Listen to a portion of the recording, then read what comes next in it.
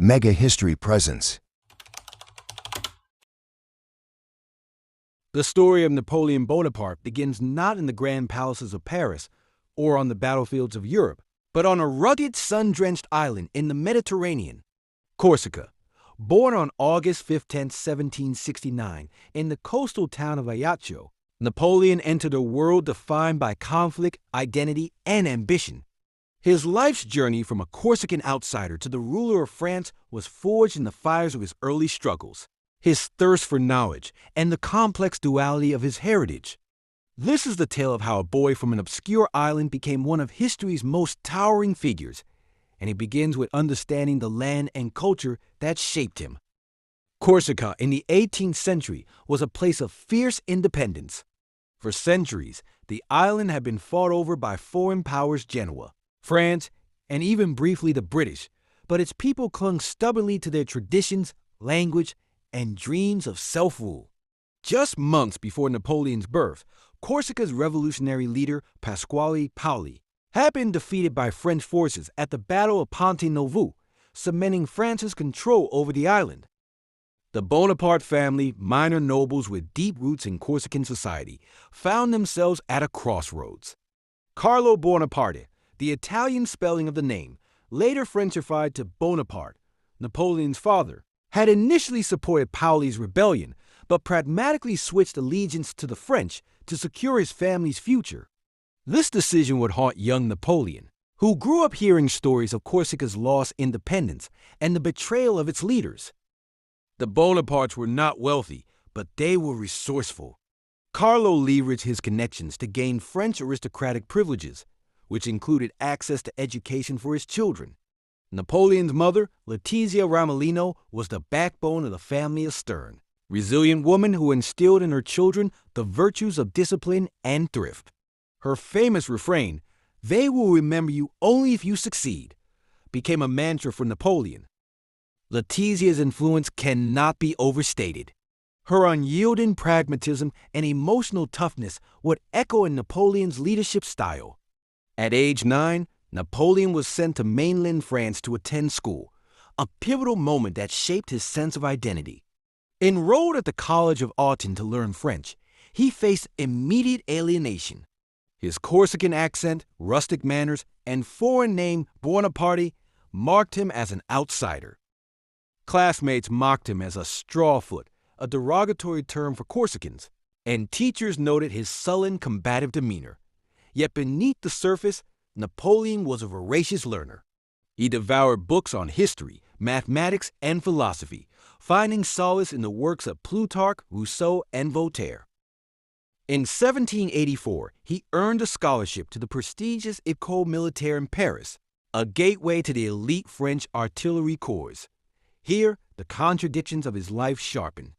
The school's aristocratic students flaunted their wealth, while Napoleon, reliant on a scholarship, wore patched uniforms and skipped meals to save money. He wrote letters home filled with resentment. "I am alone, misunderstood.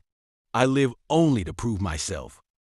His isolation bred a simmering ambition, a desire to transcend his humble origins and force the world to acknowledge his worth. Graduating early at 16, he became a second lieutenant in the artillery, but his career stalled. Stationed in provincial garrisons, he spent long hours reading and writing, drafting essays on Corsican history and political theory.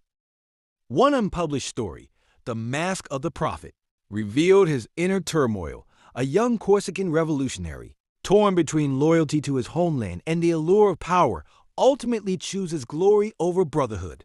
It was a prophetic glimpse into Napoleon's future.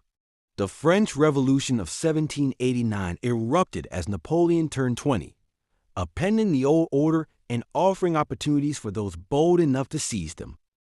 Initially, he saw the revolution as a chance to liberate Corsica from French rule.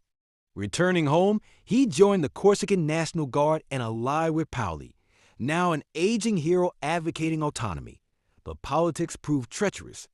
Paoli distrusted the Bonapartes for their collaboration with France, and Napoleon's radical Jacobin sympathies clashed with Paoli's moderate stance.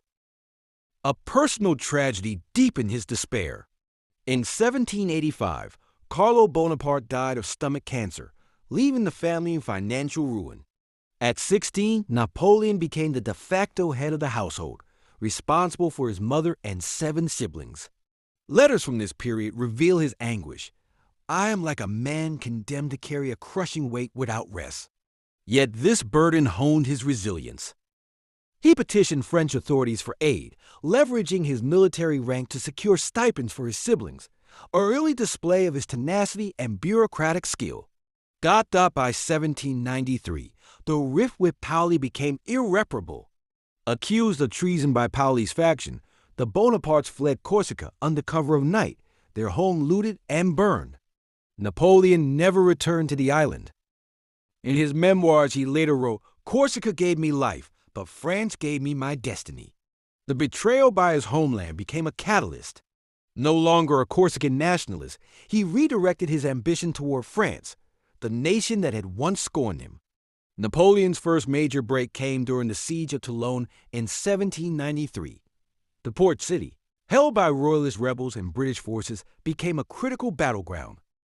Assigned as an artillery captain, Napoleon devised a bold plan, seized the high ground of Fort Leguillet, crippled the British fleet, and bombarded the city into submission.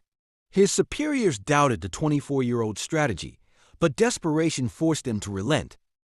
Working tirelessly, Napoleon positioned cannons under heavy fire, displaying a mix of technical brilliance and reckless courage. When the British retreated and Toulon fell, he was hailed as a hero. Promoted to brigadier general, he caught the eye of Augustin Robespierre, brother of the revolution's feared leader. Yet his rise nearly ended with the Thermidorian reaction in 1794, when the Robespierres were overthrown and guillotined. Briefly imprisoned for his associations, Napoleon quipped, "Fortune is a woman. She prefers young men." Released due to lack of evidence, he survived a lesson in political survival he would never forget. By 1795, Napoleon was adrift unemployed, poor, and contemplating exile. But fate intervened. Royalist uprisings in Paris threatened the revolutionary government, and Paul Barras, a key politician, tasked him with defending the National Convention. Deploying artillery to sweep the streets with grape shot, Napoleon crushed the rebellion in the infamous whiff of grape shot incident. Overnight, he became a national figure, appointed commander of the Army of the Interior. His personal life also transformed. He met Josephine de Beauharnais, a charismatic widow with connections to Parisian high society. Their whirlwind romance was as strategic as it was passionate. Josephine offered social polish. Napoleon provided rising status. They married in 1796, days before he left to command the Army of Italy, a post seen as a dead end. But Napoleon, ever the opportunist, saw potential. "I will return either famous or dead," he vowed.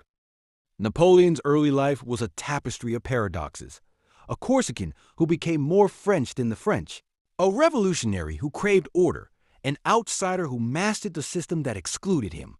His formative years instilled in him a relentless drive to prove himself, a mastery of both intellectual and military strategy, and a willingness to sacrifice sentiment for power. The boy who once wrote, "I am destined for greatness," had begun his ascent, but the cost of that greatness would shape centuries of debate. In the next episode, we follow Napoleon to Italy, where his audacious campaigns redefined warfare and catapulted him onto the world stage.